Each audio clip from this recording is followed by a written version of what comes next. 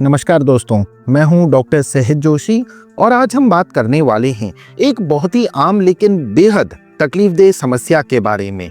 नसों की कमजोरी और नसों में होने वाला दर्द। क्या आपके हाथ पैरों में अक्सर झुनझुनी या सुनपन रहता है? क्या नसों में खिंचाव या ऐंठन महसूस होती है? क्या साइटिका का दर्द आपके पैर में नीचे तक जाता है और आपका चलना फिरना मुश्किल कर देता है? क्या आपको उठने बैठने में, सीढ़ियां चढ़ने में, पिंडलियों या कमर में दर्द या भारीपन लगता है? अगर आप इन समस्याओं से जूझ रहे हैं तो आप अकेले नहीं हैं। नसों की कमजोरी आज एक बड़ी स्वास्थ्य चुनौती बन गई है, लेकिन अच्छी खबर यह है कि आयुर्वेद और हमारी रसोई में ही कुछ ऐसे उपाय छिपे हैं जो इस तकलीफ में आपको राहत दिलाने में मदद कर सकते हैं। आज इस वीडियो में हम सबसे पहले समझेंगे कि नसें कमजोर क्यों होती है, इसके मुख्य लक्षण क्या हैं जिन्हें नजरअंदाज नहीं करना चाहिए, और फिर मैं आपको दो बेहद शक्तिशाली और आजमाए हुए घरेलू नुस्खे बताऊंगा। एक खास आयुर्वेदिक काढ़ा और दूसरा लहसुन का प्रयोग, जो नसों को ताकत देने, दर्द कम करने और ब्लड सर्कुलेशन सुधारने में आपकी मदद कर सकते हैं। तो इस महत्वपूर्ण जानकारी के लिए वीडियो को अंत तक जरूर देखें। दोस्तों, हमारा तंत्रिका तंत्र यानी नर्वस सिस्टम पूरे शरीर का कंट्रोल सेंटर है। यह मस्तिष्क से शरीर के हर हिस्से तक संदेश पहुंचाता है और रक्त संचार, ब्लड सर्कुलेशन में भी महत्वपूर्ण भूमिका निभाता है। जब इन नसों में कमजोरी या क्षति होती है तो कई परेशानियां शुरू हो जाती हैं। मुख्य कारण, कॉमन कॉजेस, डायबिटीज बढ़ा हुआ ब्लड शुगर नसों को नुकसान पहुंचाता है। डायबिटिक न्यूरोपैथी, पोषक तत्वों की कमी, खासकर विटामिन B12, B1, B6 और विटामिन ई की कमी। चोट या दबाव, रीढ़ के हड्डी में चोट, स्लिप डिस्क, जिससे नस दब जाती है, जैसे साइटिका में होता है। संक्रमण, इन्फेक्शंस, कुछ वायरल या बैक्टीरियल संक्रमण। खराब जीवन शैली, अत्यधिक शराब या तंबाकू का सेवन, धूम्रपान। अन्य बीमारियां, किडनी या लीवर की समस्या, ऑटोइम्यून रोग, थायराइड की समस्या। खराब ब्लड सर्कुलेशन, नसों में रुकावट या कोलेस्ट्रॉल जमा होना। आम लक्षण, कॉमन सिम्टम्स, सुनपन या झुनझुनी, हाथ पैरों में चींटी चलने जैसा एहसास, टिंगलिंग, नमनेस, दर्द, जलन वाला, चुभने वाला या तेज दर्द, न्यूरोपैथिक पेन, खासकर रात में।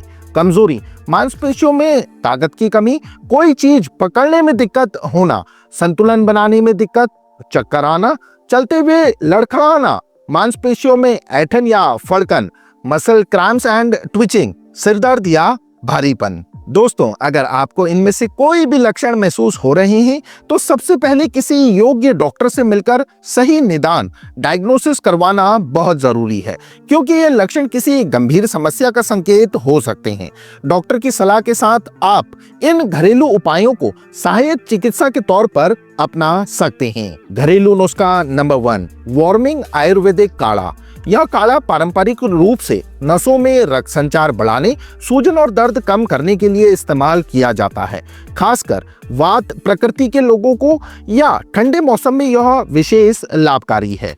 सामग्री, इंग्रेडिएंट्स, बड़ी इलायची, ब्लैक कार्डमम 1 नग, अगर बहुत बड़ी हो तो आधी चलेगी।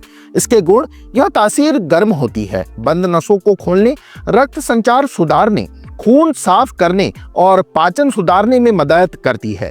इसमें एंटीऑक्सीडेंट्स गुण भी होते हैं। लौंग, क्लव 2 नग। गुण, लौंग में दर्द निवारक, एनाल्जेसिक और एंटीसेप्टिक गुण होते हैं। यह सूजन कम करती है और ब्लड सर्कुलेशन को उत्तेजित करती है। दालचीनी, सिनामन 1 इंच टुकड़ा या 1/4 छोटा चम्मच ताजा पिसा हुआ पाउडर। इसके गुण, दालचीनी एंटी इंफ्लेमेटरी है, ब्लड शुगर नियंत्रण करने में सहायक है और जोड़ों के दर्द व अकड़न में राहत देती है। यह भी रक्त प्रवाह बढ़ाती है। ध्यान दें, पाउडर पुराना ना हो, ताजा इस्तेमाल आपको करना है। बनाने की विधि, प्रिपरेशन, बड़ी इलायची, लौंग और दालचीनी को हल्का सा कूट लें, मामदस्ते में या बेलन से। बहुत बारीक पाउडर नहीं बनाना है। एक पैन में 1 गिलास लगभग 200 से 250 ml पानी डालें। इसमें कुटी हुई सामग्री डाल दें। इसे धीमी आंच पर 5 से 7 मिनट तक उबलने दें, जब तक पानी लगभग 3/4 गिलास ना रह जाए। गुड़ मिलाना ऑप्शनल है। उबालने के बाद आप इसमें स्वाद और अतिरिक्त लाभ के लिए एक छोटा चम्मच देसी गुड़ मिला सकते हैं। गुड़ आयरन और कैल्शियम का अच्छा स्रोत है, कमजोरी दूर करता है। डायबिटिक के रोगी गुड़ का इस्तेमाल बिल्कुल ना करें, वे इसे फीका ही पिएं। कैसे काम करता है? यह गर्म मसालों का संयोजन शरीर में गर्मी पैदा करता है, रक्त वाहिकाओं को फैलाने में मदद करता है, जिससे ब्लड सर्कुलेशन बेहतर होता है। इनके एंटी इंफ्लेमेटरी और एनाल्जेसिक गुण दर्द और सूजन को कम करते हैं, जिससे नसों के दर्द, अकड़न और साइटिका जैसी तकलीफों में आराम मिलता है। यह नसों में आई रुकावट जो सूजन या अकड़न का कारण हो को कम करने में सहायक हो सकता है। काढ़ा इस्तेमाल करने का तरीका और सावधानियां। सेवन का समय। इस तैयार काढ़े को छानकर रोजाना सुबह खाली पेट या नाश्ते के 1 घंटे बाद चाय की तरह धीरे धीरे सिप कर पिएं। मौसम का ध्यान। यह काढ़ा गर्म तासीर का है, इसलिए इसका प्रयोग केवल ठंडे मौसम, सर्दी या बरसात में ही करें। गर्मियों में इसका सेवन ना करें। अवधि। इसे 1 से 2 महीने नियमित इस्तेमाल कर देखें। गर्भावस्था। गर्भवती महिलाएं इसका सेवन ना करें। स्तनपान। स्तनपान कराने वाली माताएं इसका सेवन कर सकती हैं। कम मात्रा से शुरू करें। सहायक उपाय। जहां दर्द है वहां गर्म पानी की सिकाई, हॉट फोमेंटेशन या गर्म तिल के तेल, सरसों के तेल से हल्की मालिश करने से अतिरिक्त लाभ मिलेगा। घरेलू नुस्खा नंबर 2, लहसुन और हल्दी का प्रयोग। Garlic and turmeric. आयुर्वेद में लहसुन को नसों के लिए धरती का अमृत कहा गया है, जैसे कि अष्टांग हृदयम जैसी ग्रंथों में भी उल्लेख मिलता है।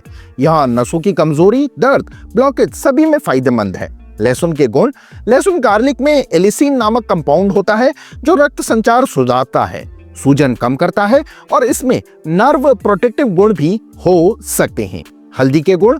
हल्दी टर्मरिक में क्यूरक्यूमिन होता है जो एक शक्तिशाली एंटी इंफ्लेमेटरी एजेंट है। इस्तेमाल का तरीका।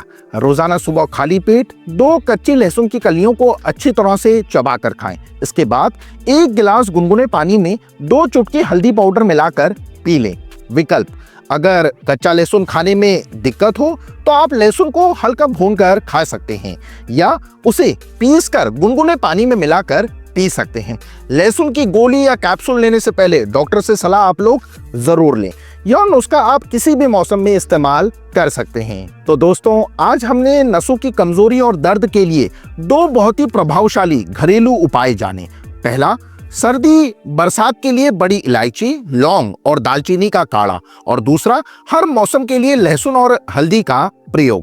लेकिन सबसे जरूरी बात आप लोगों को याद रखनी है, नसों की कमजोरी या दर्द के लक्षणों को कभी नजरअंदाज ना करें। कोई भी घरेलू उपाय शुरू करने से पहले डॉक्टर से सही निदान डायग्नोसिस अवश्य करवाएं। ये उपाय आपकी मुख्य चिकित्सा के साथ सहायक सपोर्टिव हैं, विकल्प नहीं। अपनी जीवन शैली सुधारें, संतुलित आहार लें, विटामिन बी युक्त नियमित हल्का व्यायाम करें, वजन नियंत्रण में रखें, तनाव कम करें और यदि डायबिटीज या बीपी है तो उसे नियंत्रण में रखें। मुझे उम्मीद है ये जानकारी आपके और आपके प्रियजनों के काम आएगी। अगर वीडियो उपयोगी लगा हो तो इसे लाइक करें, जरूरतमंदों के साथ शेयर करें और स्वास्थ्य संबंधी ऐसी ही विश्वसनीय जानकारी के लिए चैनल को सब्सक्राइब करना ना भूलें। साथ ही बेल आइकन को भी दबा दें।